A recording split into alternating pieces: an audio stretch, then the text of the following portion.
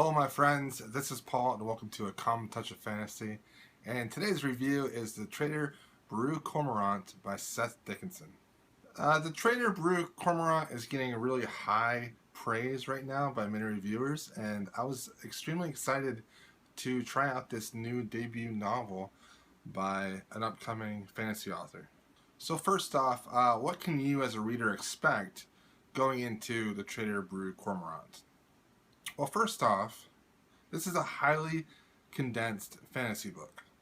This book covers a lot of years and a lot of conflicts that other authors would have created an entire trilogy out of. This is a very streamlined book. It doesn't have a lot of focus on the everyday life of these characters, and there just isn't a whole lot of description. Our main character is Beru. Beru is from a civilization that was recently conquered culturally by an empire called the Masquerade. She is now a part of this empire, and she is trying to gain influence and gain power within the Masquerade to bring it down. She is sent to a continent called Arduin, and when she's there, she is in control of the economy and the money. The many duchies of Arduin want to rebel against the Masquerade that controls Arduin. And Beru, as the economical leader of Arduin, helps the rebels overthrow the empire. Because Beru is in such a powerful position, this is very much a story from the top down. Because of this, tactics and strategy are more important than the actual battles and conflicts. So there's more focus on the tactical decisions that Beru makes than on the actual battles. Where a lot of fantasy books give you the viewpoint of the man on the ground, the everyday foot soldier, or maybe a special magician of some sort, this book is giving you the viewpoint from the commander's viewpoint. Because of this, the battles are quick and the book progresses very fast. There are many different characters in this book. Arduin is split up of many different duchies, and each of these duchies are controlled by a particular ruler. The Masquerade, ruling Arduin, also has people set up to rule Arduin from the Empire's point of view. So we have the Masquerade political leaders, and then you have the Arduin people that live there, their political leaders, and there's a bunch of complexity between the two. This is a novel that you have to focus while you read, or you will get lost in a sea of names. Beru comes from a civilization where same-sex relationships and polygamous relationships are the norm. When the Masquerade conquers her land, the Masquerade wants to change this because they find these things to be wrong and abominable. Beru's father actually gets killed because he has a relationship with her other father and their polygamous marriage that they have. Also, Beru herself is gay, so it's very difficult for her to be the person that she is, because she's trying to fit in with the Masquerade, with the Empire, so that she's not found out, because if they found out that she was gay, then they would probably end up putting her in jail or worse. I found this to be one of the best conflicts in the entire story. Okay, now that you know what to expect and have an idea of what this story is like, I'm going to tell you what my thoughts were on this story. First off, I really love the idea of dominating or conquering a land based off of culture and not with the use of weapons. I thought that was a great idea, and I wanted to see more of that. I also like the basic premise of this book, where a girl is trying to get involved in the empire that conquered her own land to try to destroy the empire from within. I thought that was a great idea. Also, Beru used some extremely intelligent tactics and strategies as she became this economical leader, and I did like that part of this book. I found her struggle of being a gay character, a woman of color, and also trying to be a part of a civilization that looks down upon her for those things to be very fascinating and a very integral part of the story. Lastly, I really liked that Beru was an intelligent character. Seth Dickinson showed her to be intelligent by having her figure out certain ways to win battles without actually going to war and actually fighting. She won battles by strategic cunning and tactics that she used with her economical power. And I thought that was great. Dickinson showed she was intelligent. He just didn't tell us that she was intelligent. He actually showed it. Unfortunately, though, I just did not like this novel. The reason why I didn't like this is just the way it's written. Top-down or leadership-centered novels, fantasy novels, just don't really work for me that often. I like the struggles of the guy rising from the bottom and coming to the top that most fantasy books are about. I enjoy those underdog stories.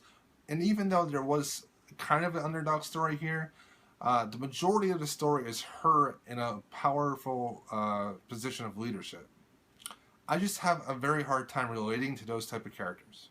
I just did not like the character of Brew whatsoever. I found her struggle as a gay woman of color and being in the Empire that hates her to be interesting, and how she wanted to be herself but she couldn't. I found that very interesting, but there's so few scenes in this book that has Beru lowering her walls of defense or being herself. And there's just not many descriptive scenes, scenes where these characters are just kind of displaying personality. It's just all mostly tactical and strategy talk. The scenes where people are really connecting with each other are few and far between for me. This novel just feels like a Wikipedia article of a longer book series. There are so many rulers, so many places, so many cultural names thrown at you nonstop in this book. And it's only a 400-page book. Now, in longer books or a series of books, you get scenes of personal reference where you can hang the memories of those scenes on characters' names. Because we don't get many of these filler scenes in this book, when the character starts talking about one of these 12 duchy rulers or one of the 10 random empire rulers that are involved with Beru, it's difficult to decipher between them all because there's just not many scenes where we get to know who those people are and what their personalities are. I felt like I was treading water the majority of the time that I was reading this book, just trying to keep up with who the people are and what is happening in the scene. A glossary in this book would have helped tremendously. Alright, my biggest gripe, and the reason why I rated this so low, is because of the description of who is talking during scenes of dialogue. This annoyed me so much and made me so angry while reading this book that I quit the book initially, about a little bit over halfway through. But then I picked it back up because I felt like, I read this much, might as well finish it. We get thrown so many names, but when it comes to scenes of dialogue, for some reason Seth Dickinson hates to say who is actually saying the line of dialogue. There are so few instances of the use of character's name and then the word said. And it is so frustrating as a reader to read books like this. Also, there were so many uses of verbs besides the word said that it became extremely frustrating. I had to flip back multiple times during this book to try to remind myself who was actually talking in this scene because Seth Dickinson decided not to tell us who's talking during a scene that is 2 pages long. But that also just comes back to the fact that we don't connect to any of these characters because there just aren't enough pages to really have you remember who is who and who leads who and who's doing what and who's on what side. And so when all these characters are talking with Beru, you have no idea which character is actually talking with Beru. Now, I have to admit, this could just be me. It could have just been, I was not focusing well during this time. Maybe my mind was somewhere else. I was just having a hard time focusing. It could be my fault.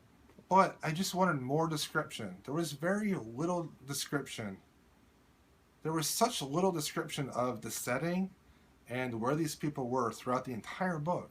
This book just was not for me. I did not like the way it was written whatsoever, but other people love it. Everyone's giving this 5 stars, 4 stars. This is one of the highest praised books of the year. My advice for you, if you're going to pick this book up, go into a bookstore, go to the library, flip to the middle of the book, and start reading. And if you don't mind the writing style, if you don't mind the dialogue, then go and give the book a try. But if you read it and you're like, oh, this writing style is a little bit wonky, you might have this same issue that I had with this book.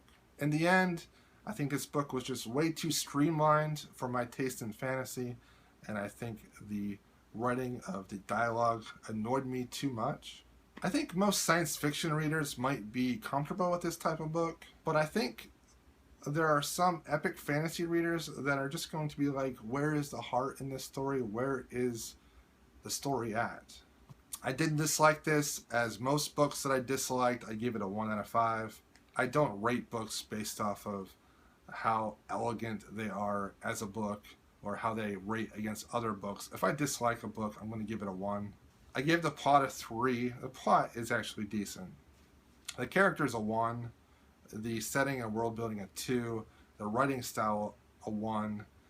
And the heart and mind aspect a 1.